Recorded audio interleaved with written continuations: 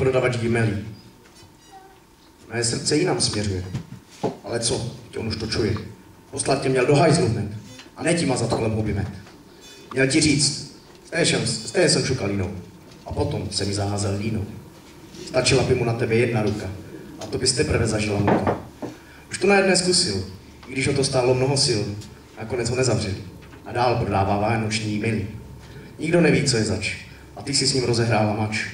Jeho pomsta bude sladká a tvá smrt bude hladká.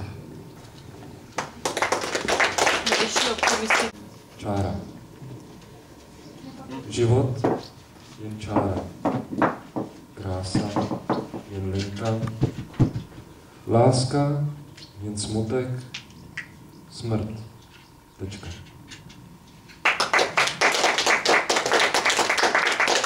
Kolo na přání paní Lidíkové. Jmenuje se to Děkuji. Nedaleko, v tónu větru, v křídle opeřeném, zjevením andělským, v barevné kráse, v něžnosti průletu, moudrá příroda obnažila mému zraku dokonalou tvář. Zlehka, volným pádem, přitažlivostí zemské kůry, ve jménu Newtonovy hrušky a vlastních ideí, ze zálohy, odporně ladně posadila mi hlavu.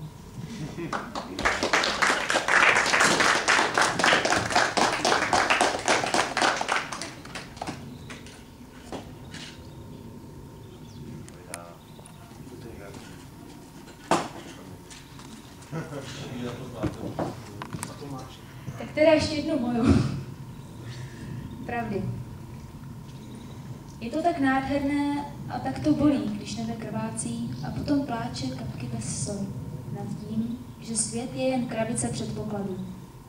A já ty pravdy z té krabice kradu. Že noc jen zlo a den dobro skrývá a z pravých citů, že časem neubývá. Že dobro vítězí a co se lásky týče, že každý Dante najde svou brátlíče. Zdá se mi ale, že tyhle předpoklady svět sám si vyvrací. A já si nevím rady, když nebe krvácí znameno dnem a nejvíc zraňuje, kdo zvál se přítelem.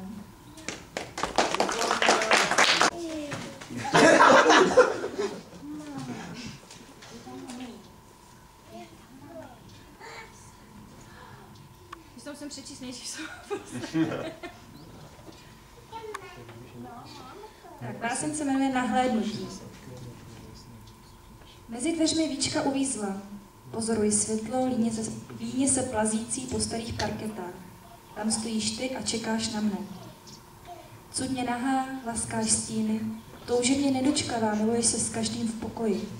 Rozdáváš své rty nábytku i záclonám.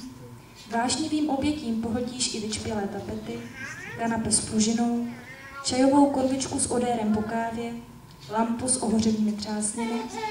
Nevtíravé kroky obcují s každým dotykem a já si netroufám vejít dovnitř.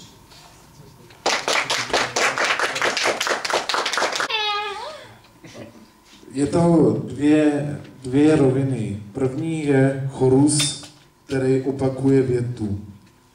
A teďka dávejte pozor. Panna stála na kraji pralesa. Tak zkusíme všichni.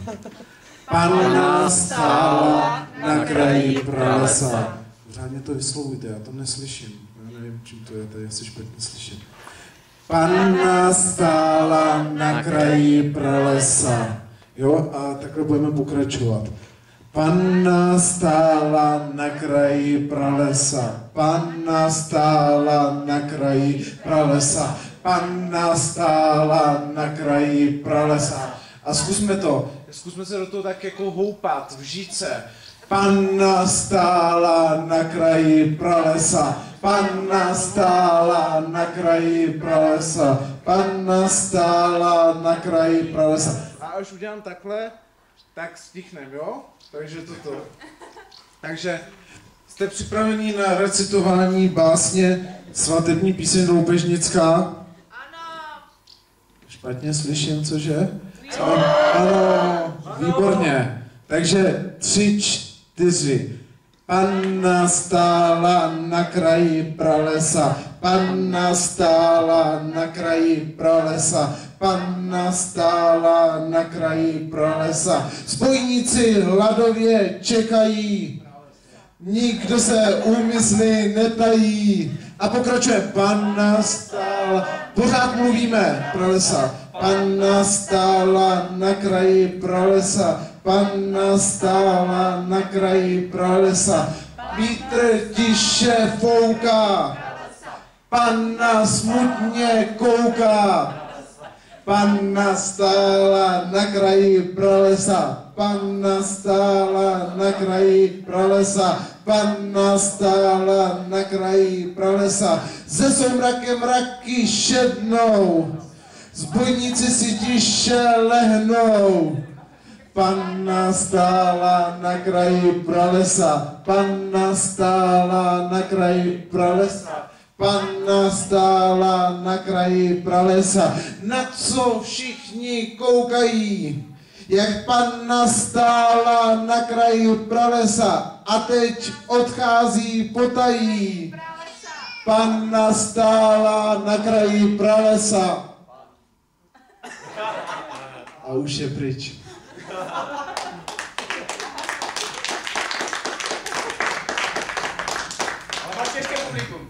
Víte, a jednu básni vám teďka řeknu, s tím jsem opravdu výborně naštval. Vystupoval jsem na jedné literární soutěži a polovina lidí po této básni odešlo z té soutěže a polovina lidí říkalo, že ta báseň je dobrá. Jmenuje se Manželství. Bože. Bože můj. Bože velký. Bože Abrahamův a Jakubův. O Bože. Bože můj. Bože velký. Bože Abrahamův a Jakubův. O Bože.